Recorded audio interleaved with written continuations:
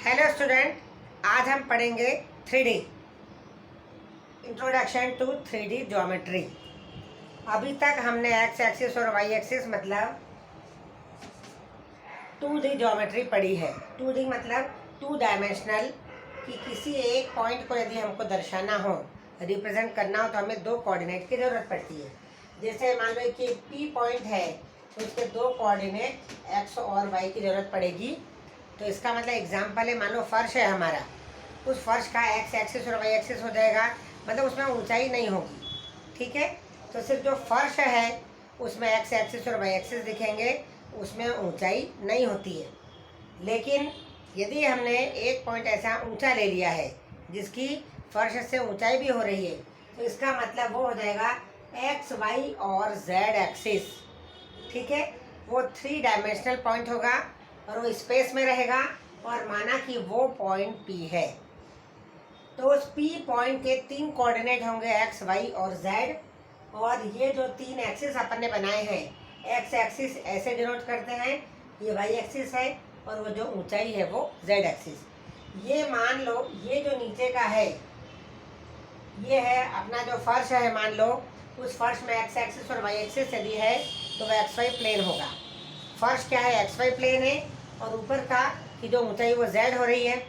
तो इसका मतलब इसमें ये जो क्यूबॉइड बना है या कमरा बना है, उसमें कितने फेसेस हो गए, मतलब इसमें कितने प्लेन हो गए। नीचे वाला हो गया एक्स वाई प्लेन, इधर की दीवार हो गई एक्स जेड प्लेन, इधर की दीवार हो गई वाई जेड प्लेन। ठीक है, और ऊपर और नीचे का रहेगा। तो इस प्रकार ये क्या हो गई है, जो 3 फर्श है और दोनों दीवारें हैं, तो ये क्या हो जाती हैं, एक एक्स वाई प्लेन है, एक वाई जेड प्लेन है और एक जेड एक्स प्लेन है। अब यहाँ पर एक P पॉइंट है और उसके मान लो 3 कोऑर्डिनेट हैं एक्स वाई और जेड। तो P पॉइंट ओरिजिन से अपन P पॉइंट तक कैसे पहुँचेंगे। सबसे पहले ओरिजिन से एक्स एक्सिस पर गए और हमने एक्स कोऑर्डिनेट की दूरी तय कर ली। फिर इस एक्स कोऑर्डिनेट यहाँ तक ले आए अपन उसको फिर अपन वाई एक्सिस के पैरेलल अपन मुड़ गए। पहले एक्स एक्सिस के पैरेलल मुड़े और वाई एक्सिस के पैरेलल मुड़े, तो ये वाई दूरी अपन ने तय कर ली। और अभी तक तो अपन फर्श पर ही हैं, अब अपन ऊंचे उठेंगे। तो ये जब अपन ऊंचे उठे तो अपन ये OP मतलब जेड दूरी तक ऊंचाई पर आ गए हैं, तो अपन फर्श से ऊंचे हो गए। तो ये कितना हो जाएगा, P पॉइंट तक आ गए हैं। तो ओरिजिन से P पॉइंट तक आने में 3 रास्ते जो तय करने पड़ते हैं, वो 3 एक्सिस के अलोंग होते हैं, 3 एक्सिस के पैरेलल होते हैं, और वो जो दूरियां हैं वही उसकी एक्स वाई और जेड कोऑर्डिनेट बन जाता है। ठीक है, तो ये हो गया O, ये वाला O से ये मान लो A है, ये एक्स कोऑर्डिनेट हो गया, ये B हो गया और ये C हो गया, ये OA, AB और BP। इस प्रकार से हो गई ये 3 एक्स वाई और जेड एक्सिस। इसलिए अब यहाँ पर एक्स और वाई एक्सिस इसको 4 खानों में बांटते हैं। ठीक है, 2 एक्सिस 4 खानों में बांटते हैं, किसको, उस फर्श को या उस स्पेस को। लेकिन यदि 3D डायमेंशनल है तो ये जो तीन एक्सिस मिलकर ये क्या करते हैं, पूरे स्पेस को 8 भागों में बांटते हैं, ऑक्टेंट बनाते हैं। वो मैं आपको एक पुष्टे से ऐसा बताऊंगी कि मान लो जो टी का बॉक्स है, और मान लो ये कोई सी भी रेड लेबल टी का डिब्बा है और ऐसा, और उसमें भी क्रॉस करके अपन ऐसे 2 वो लगाएं, पुष्टे ऐसे लगाएं, तो उससे 8 भाग होते हैं और वो उसको बोलते हैं ऑक्टेंट। अब जैसे इसमें पहला वाला जो एक्सिस है, ये फर्स्ट क्वाड्रेंट में प्लस प्लस है, तो दूसरे में माइनस प्लस है, फिर ये माइनस माइनस है, और ये प्लस और माइनस है। इस ऑक्टेंट के ये साइन है 4, ऑक्टेंट के 4 एक्सिस के 4 पार्ट के 4 साइन है। तो वैसे कि वैसे यदि हम ऑक्टेंट लें तो उस ऑक्टेंट के भी साइन होते हैं। मान लो यदि मतलब इसके ऊपर भी यदि इसके हम ऐसे 2 भाग कर रहे हैं, ऐसे इस टाइप से वो ऑक्टेंट बनेंगे, तो वो ऑक्टेंट में वो क्या हो जाएंगे, 8 भाग हो जाएंगे। मतलब वो एक एक्सिस के, जैसे ये पार्ट है, इसके 2 पार्ट हो गए, ऊपर और एक नीचे, इस प्रकार से मतलब होगा वो। तो ये अपने को इसमें हम रिप्रेजेंट नहीं कर सकते हैं। तो उसके हिसाब से जो टेबल बनेगा, ये जो टेबल इसमें बना हुआ है ऑक्टेंट्स के, ये एक्स वाई और जेड एक्सिस है, और ये 1 2 3 4 5 6 7 और ये 8। ये एक्स एक्सिस का, ये वाई एक्सिस,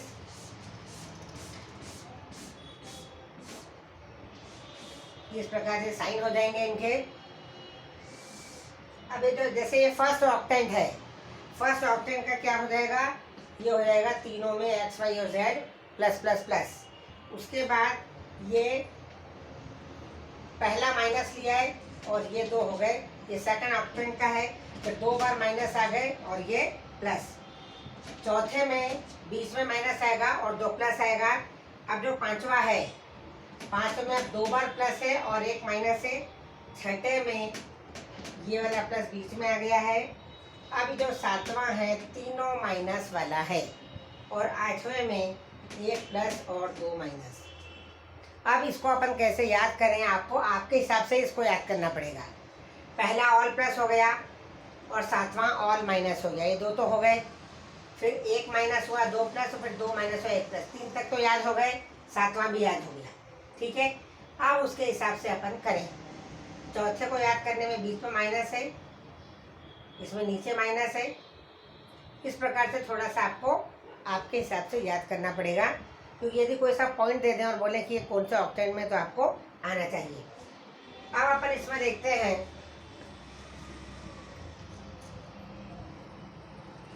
अब मान लो कोई सा पॉइंट है, ये जो नोट दिया है, the coordinate of the origin are 0 0 0।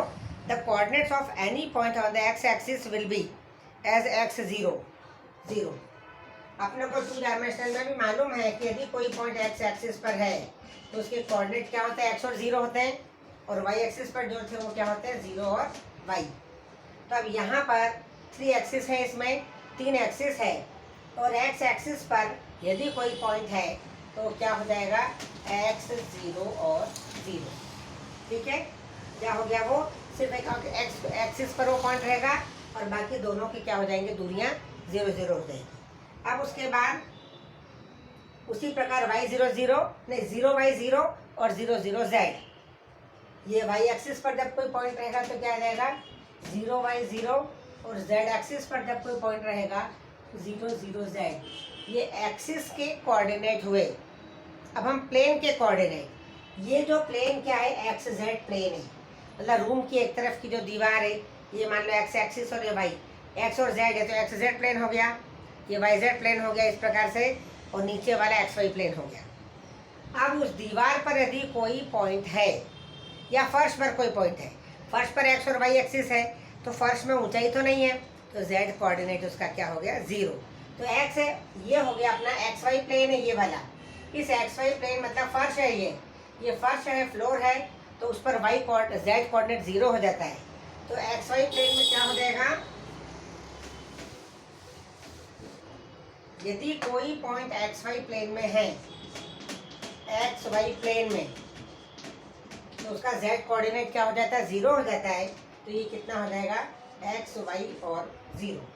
ठीक है, अब उसके बाद वाई जेड प्लेन में यदि है तो कितना आ जाएगा, 0 वाई जेड, और जेड एक्स प्लेन में यदि है तो कितना हो जाएगा, ये एक्स, इसका वाई कोऑर्डिनेट, ये एक्स 0 और ये जेड। ये इस प्रकार से जब प्लेन पर कोई कोऑर्डिनेट होता है तो इस प्रकार से होगा, और एक्सिस पर जब कोई कोऑर्डिनेट होता है, जिस एक्सिस पर है वो उसका एक्स मान लो जो भी है, और बाकी दोनों को 0 कर दो। और इसमें क्या है, जिस प्लेन पर पॉइंट होता है उसके दोनों कोऑर्डिनेट ले लो, और जो इसमें नाम नहीं दिख रहा उसको 0 कर दो।